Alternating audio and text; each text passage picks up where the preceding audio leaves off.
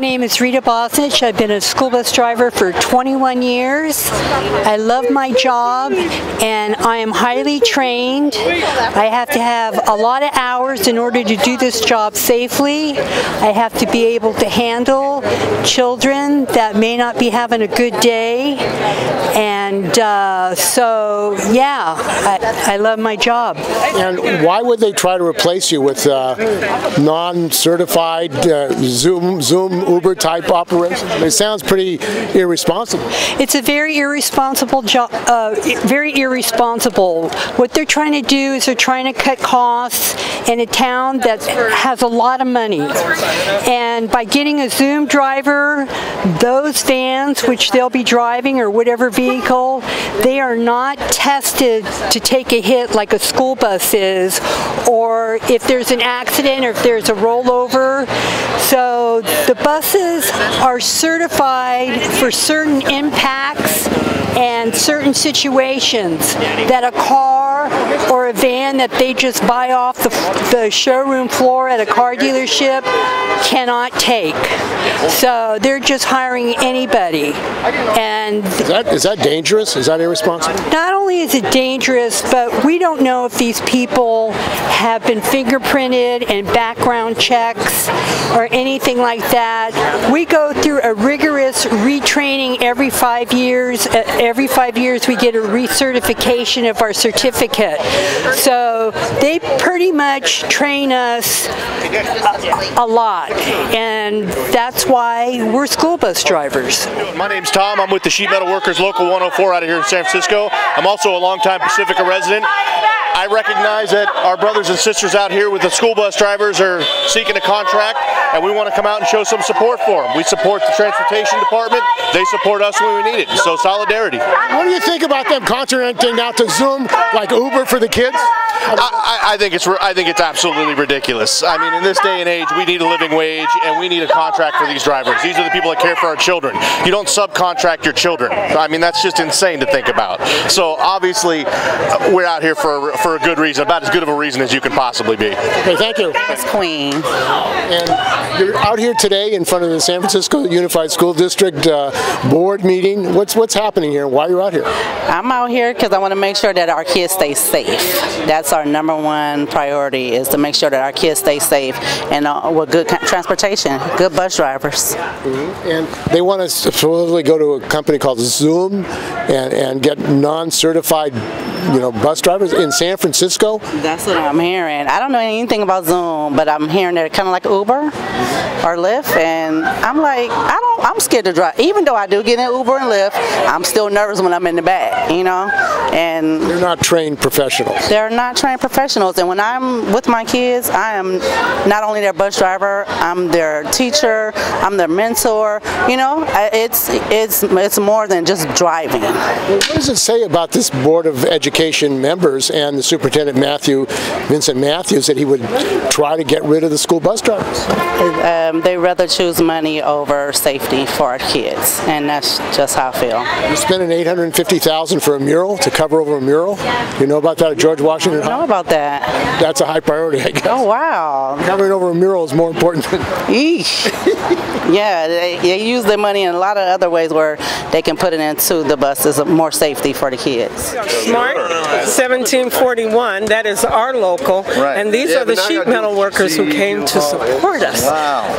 It's awesome. I told them I wanted to cry because, and they're here, and it is solidarity. So we appreciate them from the bottom of our hearts, that they're standing strong in unity with us for the cause of the safety of our children. That's what this is all about. We have been here for 45 plus years, servicing the community, the kids, and we just want to make sure that the high quality that these drivers have provided stays in San Francisco. Yeah, what is this danger? So I've seen the proposal with the 3 different categories, and one being these kind of ad hoc minivans, right? Yes. So what is the danger of letting that happen without these certified drivers? Well, to become a certified driver, we go through extensive training. You have like 20 hours of classroom, 20 hours minimum of behind the wheel training. So, you're studying, you're being skilled with precision. You are certified by our CHP coordinator, so all this goes through, so we are sanctioned by the CHP. So we go down and take a written test, then we go out with the CHP coordinator, and we perform our skills so that she can say, you are qualified to take these children safely to their home and back to school.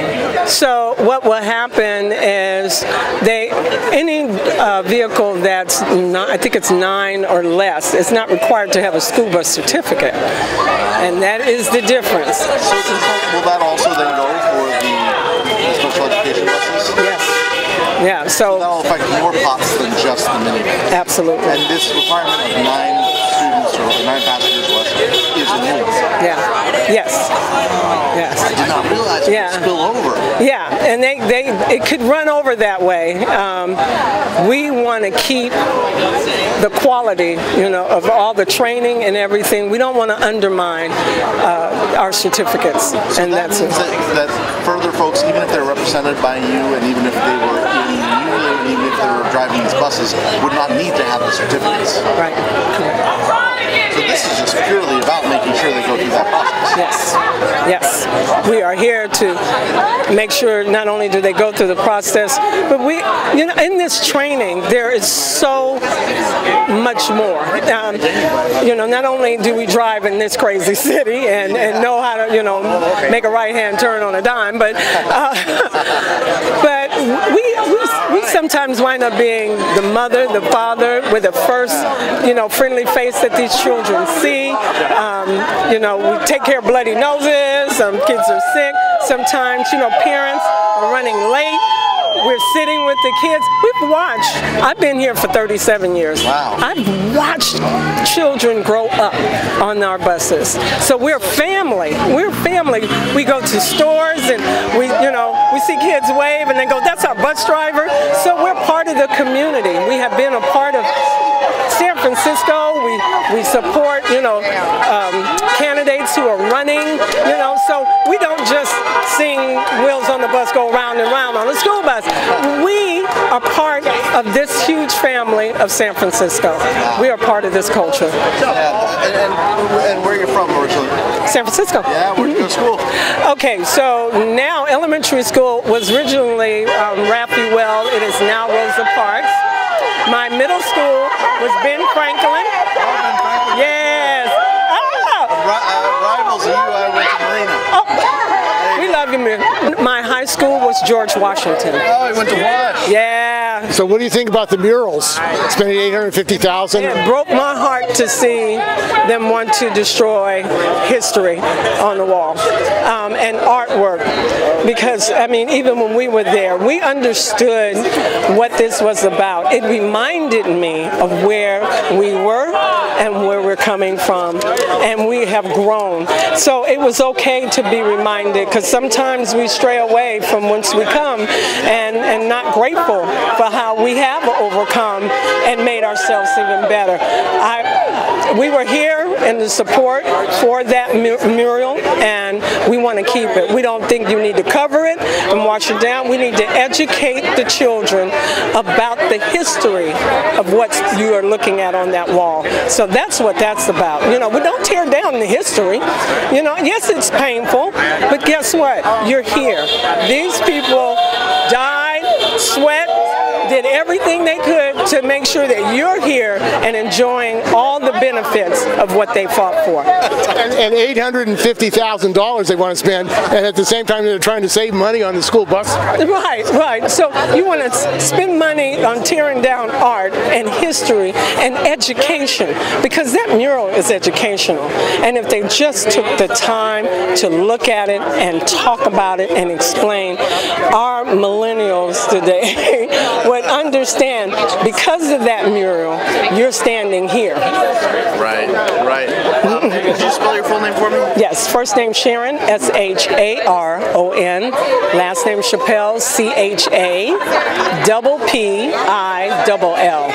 Well, the board said they were concerned about the kids, traumatization of the kids, having to go into a ZUM car And without school bus drivers, I'd say that might create some problems. Yeah, you know, there's no stigma or anything about that. That school bus, that yellow bus, actually stands out so people can recognize us, so they're not running into us, and at least they'll be cautious if nothing else. It's a protector. It's a protection. It's a protection. So what the quality, they're so well built. They're one of the most well-built vehicles on the road. The high backs that you see in the seats are basically cushions to protect the children. There's no rollovers or anything. It's designed to keep the children protected. So when you talk about, you know, these vans, they have a seat belt, but what else? They're going to crumble just like your car. So you got to know what you're doing. You got to know what you're doing. Sorry, you're the president of the local? Yes, I am. President of the local. Yes. 1741, yeah? Yes, correct. Smart 1741. I'm Paul Stein. I've been a school bus driver for 48 years. We've always had school buses and qualified school bus drivers to drive the buses. And now the district is looking for non-school bus drivers driving non-school buses to save money. So we're here to say that we're the safest drivers on the road, and kids will be safer if they continue to keep school buses and school bus drivers instead of ZUM and Tenga and commercial vans. Why would they do that? Why would the school board try to outsource this to school bus drivers? Well, it's obvious that it's money. They think they can save a lot of money by using small non-school bus drivers to take one or two kids to school instead of using a school bus van the way they've been doing it. What do you think of that? I think it's not a good idea. It's selling children's safety for budget savings. So they want to spend $850,000 on a mural. The mural, $850,000 on the mural. Yeah, well, they got to get their priorities in order. Safety is our highest priority. My name is Lizbeth, yes, and this is Anthony, and he rides the bus, and you know what the district is trying to do is going to affect him, so that's why How is it going to affect him? Well, his safety, you know, it's a safety issue, you know, that it's very scary, you know, and you know, just pretty much, you know, his safetiness, yeah. So why would the school board do this? They're trying to save money, you know, and that's pretty much it. They're trying to save money.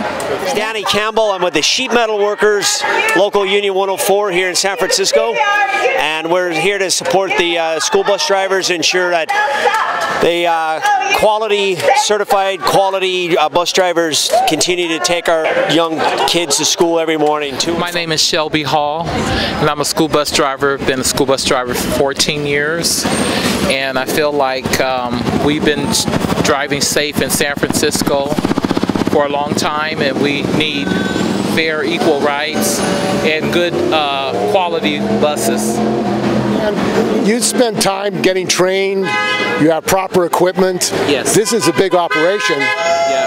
Yes. But what they want to do is get it to some other contractor that doesn't have the kind of training and professional. Yes, we go through background checks. We go through CHP training, rules and regs, fingerprinting. We just go through a lot of training to drive children, and you just can't be a school bus driver. You have to go through the proper training to do so. Who are these people on the board and the superintendent, Vincent Matthews, that would want to outsource your jobs?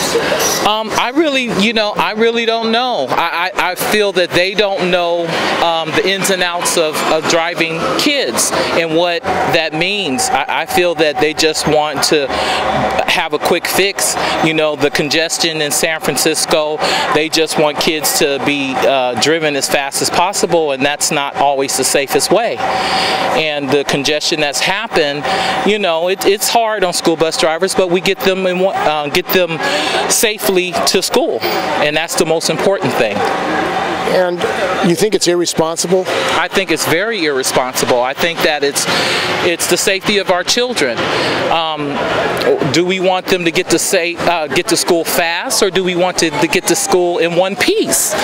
You know, do we want wrecks all over the city in vehicles that are not equipped to handle accidents and flip overs and weather and all these other things? When it comes to safety, we don't mess around. That's right. The wheels on the bus go round and round.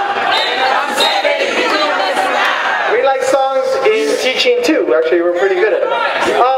So welcome everybody. Thank you. I'm glad that you're out here. My name is Frank Lara. I'm a member of the executive board of the United Educators of San Francisco. Our president, Susan Solomon, and vice president, Lady Mayweather, were unfortunately not able to be here. They're traveling around the country, but they wanted to send a statement of solidarity that the educators are standing with you, and we know that your struggle is also our struggle. So we passed a resolution at our executive board meeting and then at the General Assembly, making it clear that educators will be supporting you and standing by your side at all times. We also supported the passing of the resolution at the SF Labor Council, and so we're really glad to stand with you.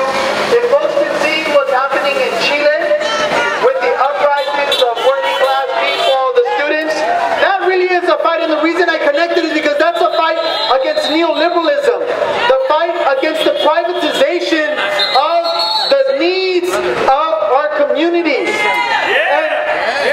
And in Chile, really that model came about because they privatized nearly everything. They privatized education, water, all the services. And they learned from there and they tried to bring that here. Not too long ago, they tried to privatize education, and it was a complete mess. When you put in people like for Teach for America, people who are only going to be there 2 years and then out, those aren't the people that care for our children. Those aren't the people who are trained to love, to educate, to commit themselves to that community. And now that they have lost that battle because the educators have taken to the streets, now what they want to do is they want to Uberify every other service that's there. And so we have to know that this isn't just a little snippet here, a little snippet there. This is a political move to privatize the well-being of our people, of our families. So what we need to do is what we're doing here today, and we're also happy that you came out and organized, because you know that this isn't the last step. We know that your contract's coming up, our contract's coming up, and the only thing that these people understand is that workers fight back and defend what is rightfully ours.